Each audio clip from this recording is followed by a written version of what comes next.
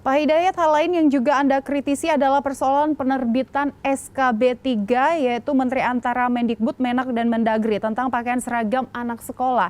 Nah, Anda meminta SKB ini untuk direvisi. Mengapa demikian, Pak?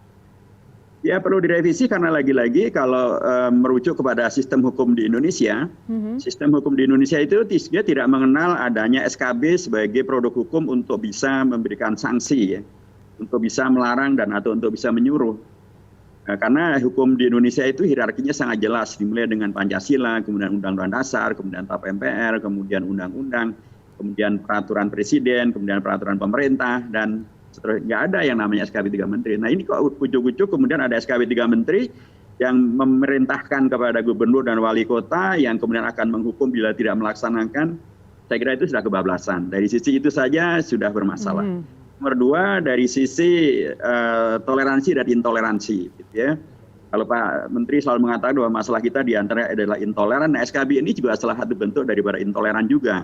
Karena dia intoleran terhadap kekhasan yang terjadi di suatu daerah, yang itu sangat dihormati oleh Undang-Undang Dasar. Undang-Undang Dasar kita di pasal 32 tadi misalnya sangat menghormati tentang budaya yang ada budaya khas yang ada di masing-masing daerah. Nah, budaya khas itu kemudian mewujud diantaranya adalah dalam perilaku beragama, dalam perilaku yang terkait dengan berpakaian. Sehingga karenanya mestinya tetap menghormati budaya khas daripada masing-masingnya dengan tidak memaksakannya untuk diberlakukan kepada siswi yang tidak seagama dengan mayoritas masyarakat yang ada di tempat itu. Dalam kasus di Sumatera Barat misalnya, saya juga sudah klarifikasi kepada kawan-kawan di sana, itu Perda sejak tahun 2004 malah. Dan tidak ada masalah sampai 2019-2020 baru kemudian kemarin ada masalah. Dan ternyata menurut Pak Wali Kota yang membuat Perda ini pada tahun 2004 itu tidak ada kata-kata pemaksaan jilbab kepada yang non-muslimah gitu ya. Dan para siswi kalaupun mereka berjilbab, yang non-muslimah itu mereka juga tidak merasa bahwa itu adalah bagian daripada dipaksa. Mereka merasa itu bagian daripada yang nyaman saja. Tapi intinya adalah saya setuju bahwa tidak boleh memaksakan pakaian muslimah kepada non-muslimah. Ya, kalau non-muslimah ya agama kita menghormati lakum dinukum waliyadin. Agamu bagimu agamamu, bagiku agamaku, ada toleransi antara agama dan umat beragama yang sangat jelas. Al-Quran mengajarkan itu. Tetapi bagi yang beragama Islam dan apalagi itu di daerah seperti Sumatera Barat yang salah satu adat dasarnya adalah adat bersendi syarak bersendi kitabullah, maka sesuai dengan pendidikan nasional yang dalam rangka meningkatkan keimanan dan ketakwaan dan akhlak yang mulia itu dalam konteks Islam, tentu berpakaian yang menutup aurat adalah bagian daripada pendidikan keimanan, ketakwaan, dan akhlak yang mulia. Jadi mestinya untuk daerah-daerah yang semacam ini dihormati untuk kemudian bisa melaksanakan ajaran agamanya. Yang tidak boleh adalah memaksakannya kepada yang tidak beragama seperti agamanya di kalangan mayoritas. Tapi saya apresiasi SKB ini dari sisi bahwa dia juga melarang sekolah maupun Perda kepada siswi ketika siswi itu mempergunakan pakaian sesuai dengan ajaran agamanya, bila itu adalah karena kehendak pribadinya. Jadi misalnya di Bali maupun di NTT maupun di Papua, di mana di sana mayoritasnya non-muslim dan kemudian ada siswi muslimah yang sekolah gitu ya. Kemudian mereka sudah SMP atau SMA, sudah akil balik gitu, dan mereka sudah wajib menutup aurat. Kemudian mereka atas maunya sendiri, bukan karena dipaksa dan kemudian masih menyesuaikan dengan pakaian seragam umumnya tetapi menutup aurat, itu tidak boleh dilarang. Itu bagian daripada toleransi. Begitulah toleransi. Jadi melarang juga mutlak tidak boleh, tapi juga mewajibkan juga mutlak tidak boleh. Ya.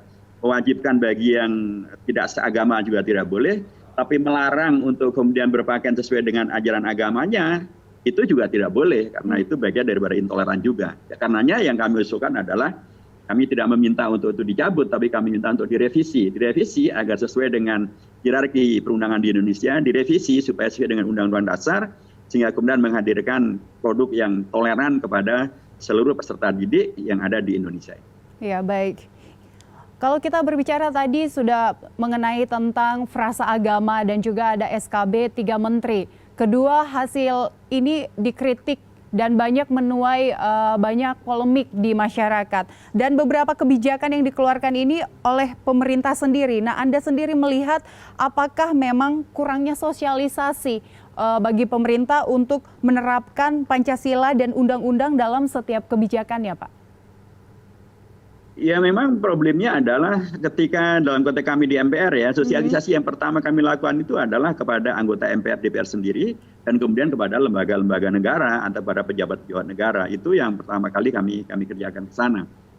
Bahwa kemudian di dalam kebijakan-kebijakan yang dibuat oleh eksekutif kemudian ada hal-hal yang tidak sesuai dengan Pancasila dan lain sebagainya. Nah, ini permasalahan yang ya menurut saya memang bagian-bagian daripada yang harus dikoreksi oleh Menko, PMDK maupun juga bahkan oleh Presiden ya, supaya kemudian semuanya betul-betul taat pada Pancasila, taat pada Undang-Undang Dasar. Kebijakannya pun adalah kebijakan yang kemudian harusnya searah dengan demikian.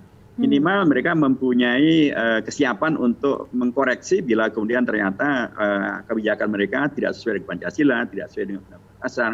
Jangan ngotot, jangan memaksakan kehendak, padahal itu tidak sesuai dengan Pancasila, tidak sesuai dengan Undang-Undang Dasar, dan tidak sesuai dengan Undang-Undang tentang Sisdiknas dan Perteknik. Sejauh ini bagaimana sosialisasi tentang pilar-pilar kebangsaan, Pancasila, serta Undang-Undang Dasar kepada pejabat-pejabat negara, Pak? Ya itu sudah dilakukan ya, dan karenanya kami minta kepada pemerintah, dalam konteks ini Presiden, agar melakukannya secara lebih masif, karena kami MPR tidak mungkin melakukan itu secara masif kepada seluruh lembaga negara dari pusat sampai ke daerah, karena keterbatasan yang dimiliki oleh MPR, keterbatasan kewenangan, keterbatasan personel, keterbatasan anggaran, dan juga yang paling utama juga adalah bahwa anggota MPR itu sekaligus anggota DPR, anggota DPD, mereka lebih banyak di DPR dan di DPD. Sementara ini terkait dengan masalah Pancasila, Undang-Undang Dasar adalah hal yang sangat mendasar, karenanya kita minta kepada pemerintah untuk mengambil peran sebagaimana dulu Pak Harto memberlakukan apa yang disebut dengan PP7 dengan produknya P4, PMP dan lain sebagainya. Itu kami sampaikan dan Pak Jokowi sudah respon dengan membentuk yang disebut dengan BPIP. Nah, kita berharap bahwa BPIP itu produknya jangan yang kontroversial saja, tapi harusnya produknya adalah betul-betul yang kemudian bisa mencerahkan pejabat-pejabat negara untuk betul-betul taat kepada Pancasila, melaksanakan Pancasila dan Undang-Undang Dasar dan seterusnya.